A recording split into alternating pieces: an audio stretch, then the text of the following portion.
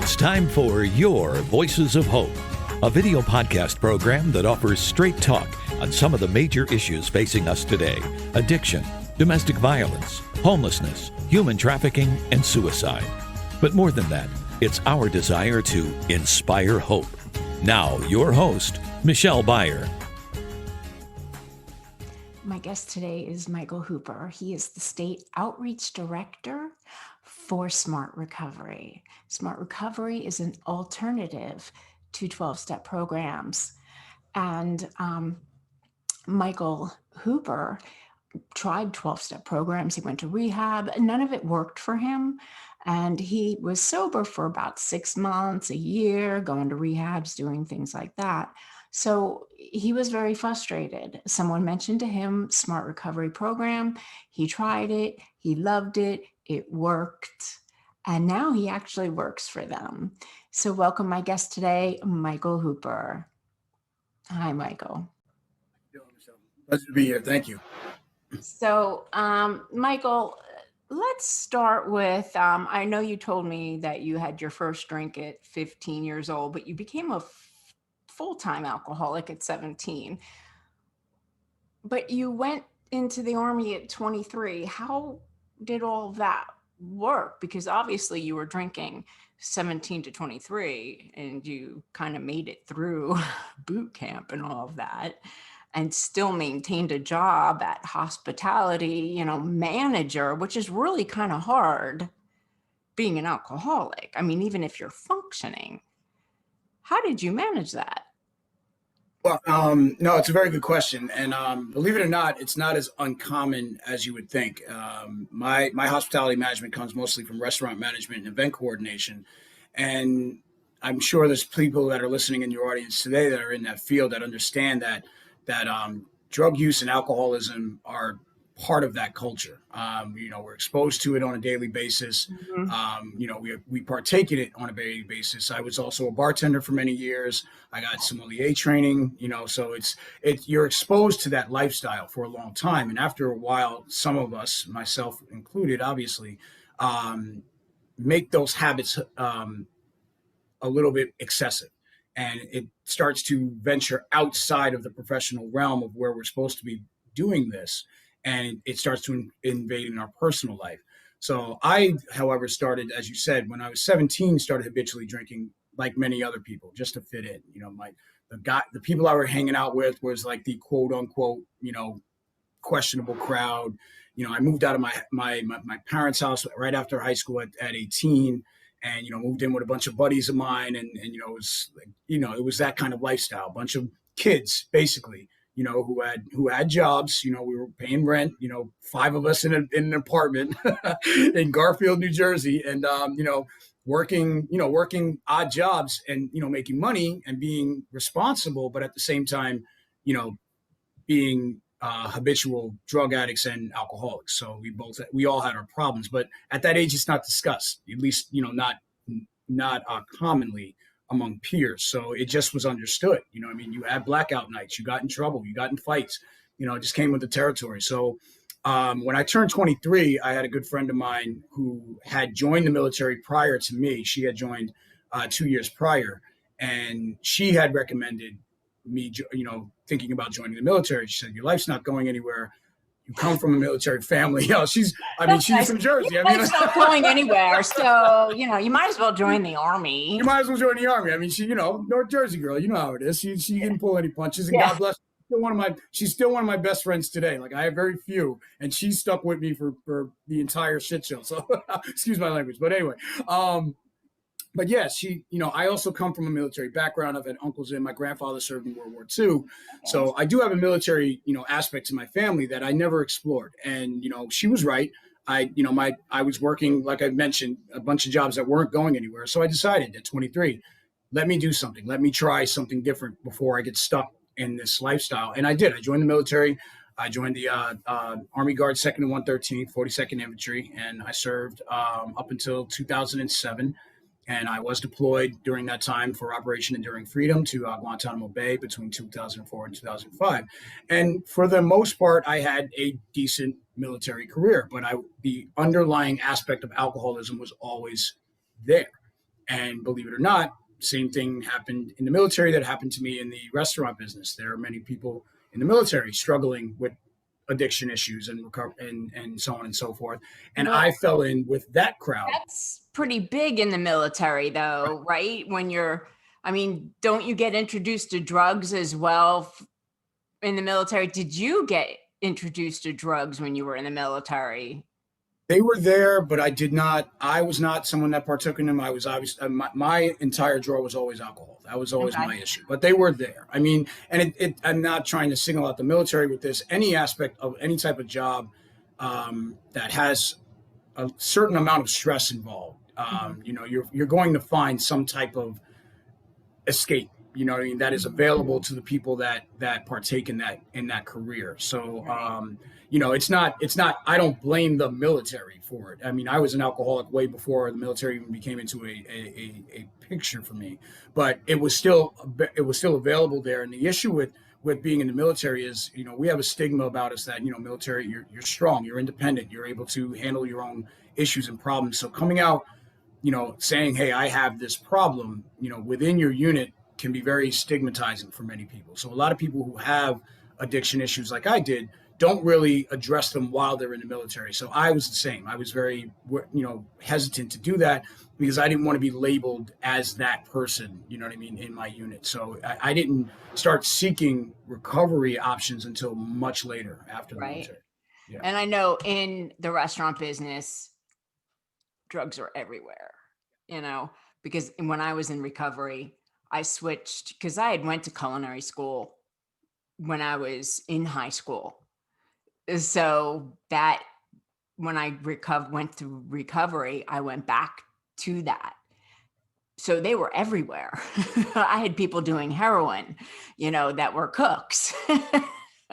So, again, you said you were surrounded by it at that point.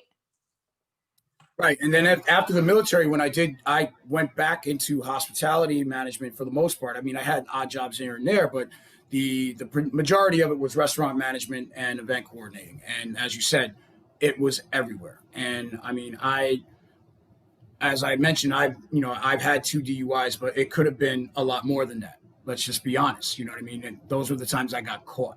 You know what I mean? Drinking on the job and partying with alcohol and drugs was part of my culture. That's what it was. It was a nightly thing, in and out of New York City, on a daily basis, not sleeping for 2 days, you know what I mean? Just, total, sort of wall type lifestyle. And it was very disruptive. It was very disruptive. And, it got to the point when I moved to Connecticut, and was managing restaurants there that, I was bouncing from restaurant to restaurant. And, it was starting to catch up with me. You know what I mean? The lifestyle was catching up with me. I was getting older. It wasn't as easy to be that quote unquote functioning alcoholic anymore because I was looking at my life in a different light. I was in my mid 30s. You know what I mean? I wasn't going anywhere other than what I was doing. And I was starting to spiral. And I still had a very doubtful aspect about recovery because I had tried to recover in the past. Prior to that, I've gone to 12-step meetings. I did individual counseling before. I signed up for IOPs, and it wasn't that they weren't successful. It was that I wasn't ready to be changed. And so I had periods of sobriety within those years, 6 months here, a year there, but none of it stuck. And that all came to head my last year as a restaurant manager in Connecticut, when I was arrested for for DUI, and I said this was it. I couldn't do this anymore. I went to prison for it. I served time for it, and I reached a point that I knew enough was enough, but I didn't know what to do. Like many people, the desire to change comes, but we don't exactly know what to do. Dr. Carlo Di Clementi and Dr. Porcheski came up with the stages of change, which identify this step process. And there's 5 distinct steps that many people partake within recovery. And the pre-contemplative stage is the first stage where you don't think you have a problem. And I was living under that pretense for a long time. And then when I finally did get into the stage that I knew there was something wrong, and I didn't know what to do, that was the contemplative stage. And that's where I was after my incarceration. I knew there was a problem. I knew there was something wrong, and I knew I wanted to change. I just didn't know how. And that took me into the next step of how I found Smart Recovery. Let's talk about smart recovery, because I had never heard about smart recovery. I went to your traditional rehab, the 12 step, the big book. And for myself, I am not a fan of the AA meetings and all that. And not everybody is. And you hear those, well, then you're a dry alcoholic, or however they say that. Well, that is not true for everyone. We all recover in our own ways. My favorite saying is, there's more than one way to get to Cleveland. And that's true. So when I met you, which was just amazing, morning, because I don't always make it to these meetings. There's peer support meetings once a month, and you happen to be the guest speaker of that meeting. And I'm listening to this, and I'm like, wow, this is a wonderful alternative to AA and all the 12 steps and everything.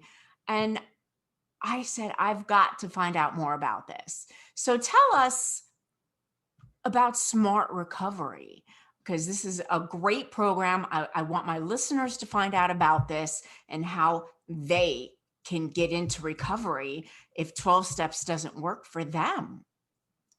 Yeah, absolutely. I found it through the veteran crisis line that I called. They put me in touch with a program at a VA in West Haven, Connecticut that had Smart Recovery. And I knew from day one, literally my first meeting, that this was the style of recovery I had been looking for. I had been looking for something to give me the opportunity to manage my problems. I wanted answers to how I can successfully manage my addiction, that it no longer controlled me and I controlled it.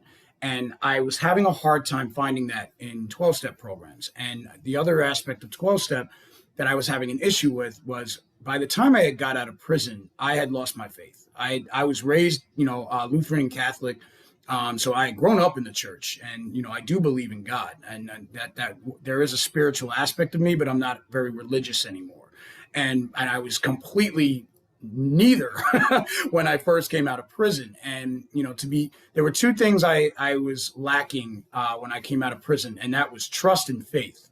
And for me, when I walked into an AA meeting, you needed to have those two things in abundance. And I didn't, to trust a complete stranger to guide me and tell me what to do, through my recovery as a sponsor, and to believe in a higher power that I had lost faith in, were two aspects that I was not ready to face. And I could not grasp that concept at the stage that I was at, over 4 years ago. So I found Smart Recovery through the VA. So what's different about Smart Recovery is Smart Recovery presents the participant with the power of choice.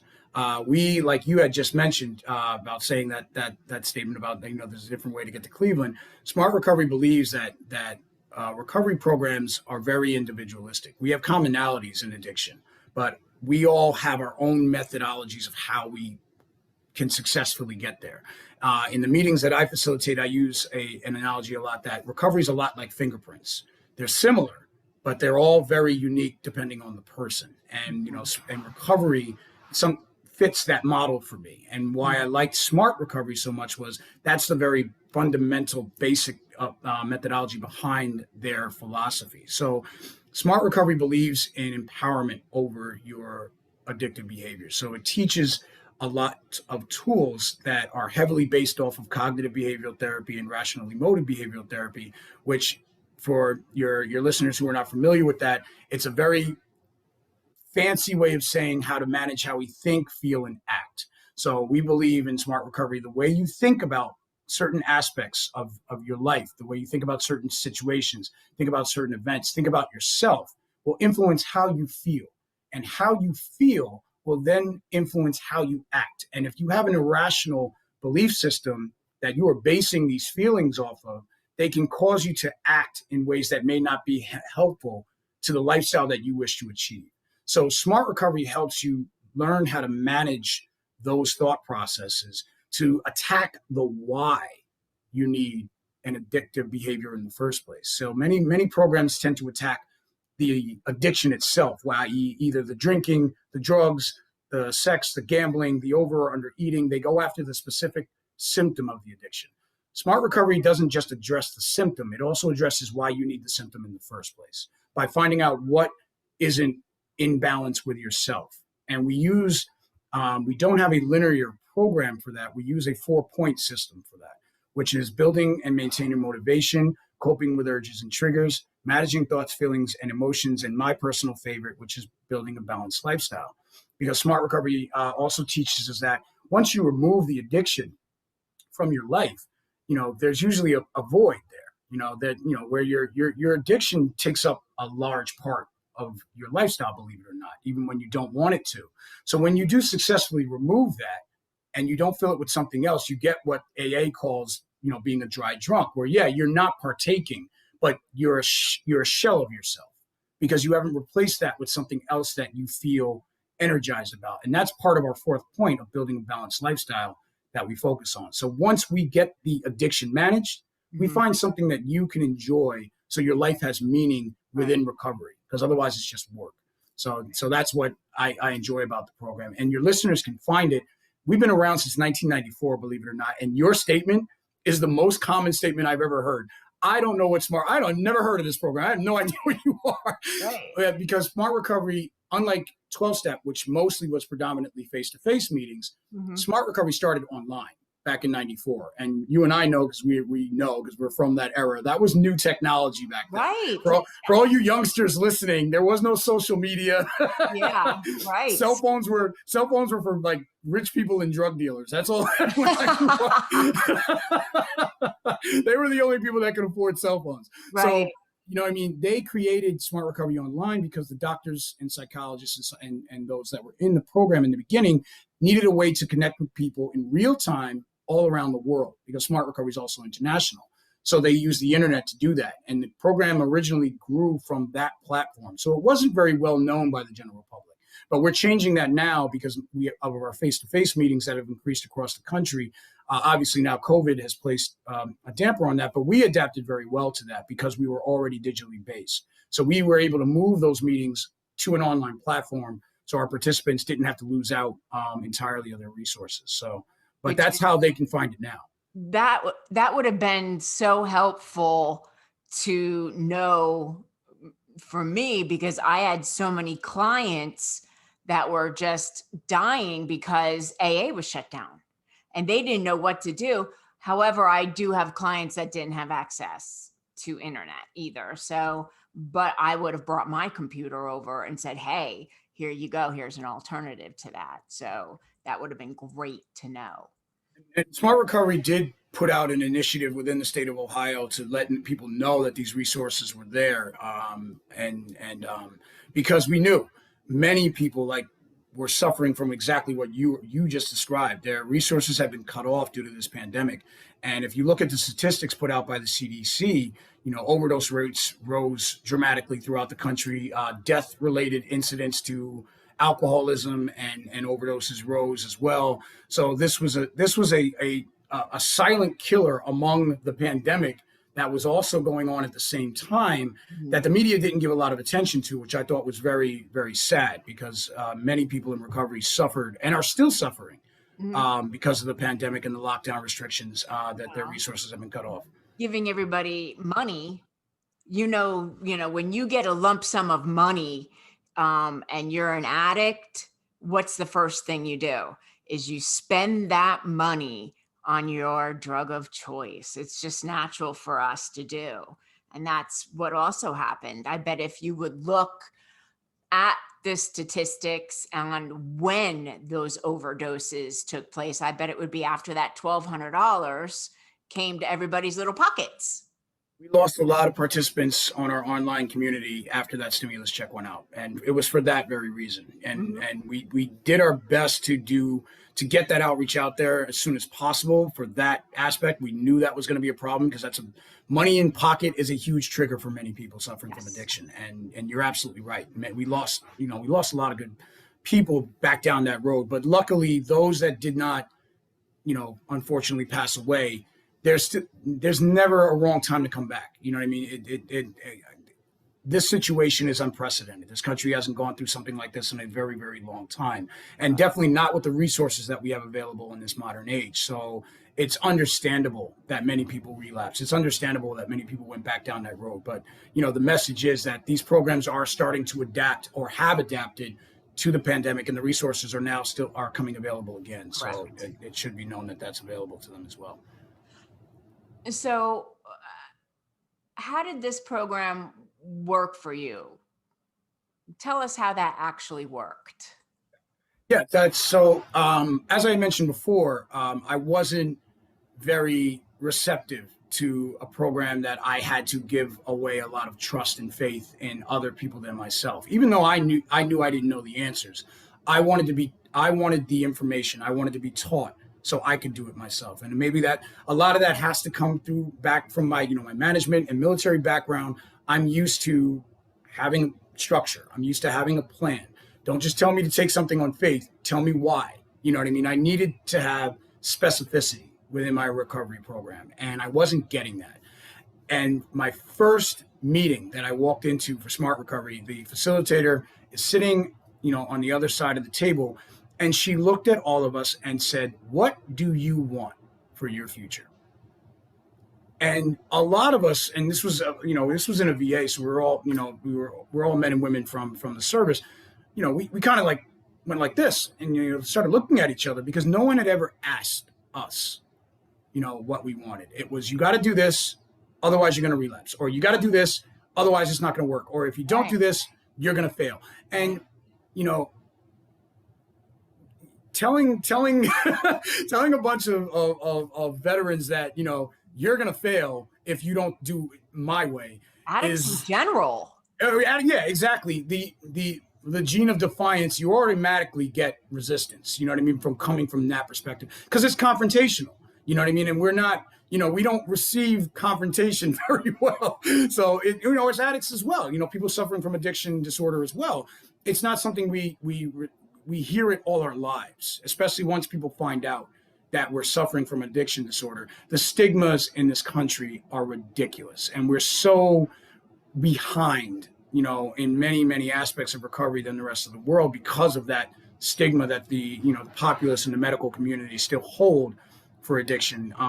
It's very difficult to come at us from that aspect. So by asking us what we wanted, it opens the door for options of how we can begin to change our way, right? And if that way wasn't correct, she didn't say, no, you can't. No, you won't. Language is very important in Smart Recovery. We try to stay away from phrases that cause absolutes, we call them, that only give you one option. So words like can't, must, phrases like have to, right? These are ways that if it's right, it's your way or the highway. But if you change those two, a buddy of mine who also facilitates meetings says, he has a very good phrase for this when he describes it. He says, I used to say I have to go to recovery. Now I say I choose to go. Oh. And you know what I mean? And if you think about the differences of the meanings of those statements, right?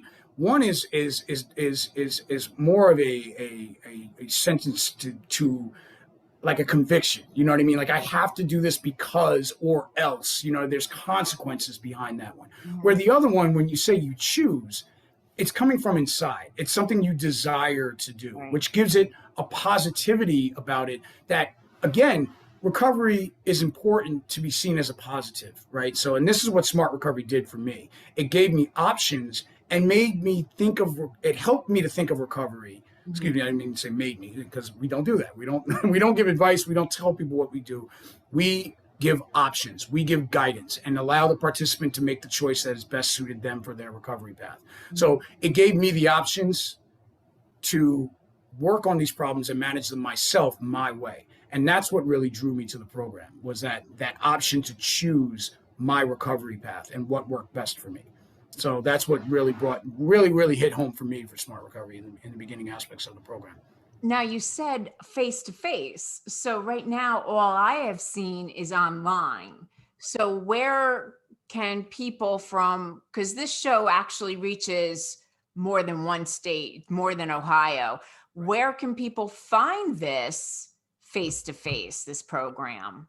Yeah, absolutely. And the good news is, as restrictions start to lessen and protocols are being in place for safely meeting again, there are meetings that are being held face to face again. I.e., here in Ohio, I have a hybrid meeting that I host every Monday night at Hope Recovery Community in Medina, Ohio, which is partially face to face because we have a limited number of people that we're allowed to have in there, obviously to social distance, and then but it's simultaneously broadcast on Zoom. So this way, the people that cannot make it to my meeting face to face still have the option to watch the meeting and participate via Zoom. So there are meetings that exist like that right now, even during the pandemic. And if they're interested in finding that, all they have to do is go to www.smartrecovery.org. Our main website has an orange bar icon that says find a meeting, and then our online community. You click on find a meeting, it'll give you an option to find local meeting or local online meeting. And by clicking on that, the search bar will come up, put in the area that you're in, and all the meeting selections for the areas around where you are will pop up. So if you're someone looking for a face-to-face meeting for Smart Recovery, that's the best way to go as well. And if nothing pops up in that area, doesn't necessarily mean there isn't one. It just might not have been updated due to the pandemic. There is a contact us number and email there, which actually people can actually reach me as well as the outreach director if they're here in Ohio, and they can get more details about meetings in the areas if they wish. Now, I was so interested in this Smart Recovery. I'm a certified peer support specialist, which is so ironic because you specialize in this program. It's your career, and you are getting certified as a peer support specialist. And I'm already a certified peer support specialist, and now I'm getting certified in Smart Recovery. And we're both from Jersey. So it's that synchronicity. It's already there. So I'm so fascinated by this program that in my business of being a certified peer support specialist, it's something else I could bring to the table for all the people that I help. And again, it just gives them another way of getting into recovery. And you need other options because, again, the one thing, and we're not supposed to use that label addicts, but for the purposes of this show, I'm using the label of addicts. That's the last thing we want is to be told. We don't like authority. So, we're going to say, too bad. You sound like a police officer. You sound like my mother. No, I'm not going to. So Smart Recovery gives you an option, and we never tell you what to do. As a peer support specialist, I will not tell you what to do. I will give you suggestions.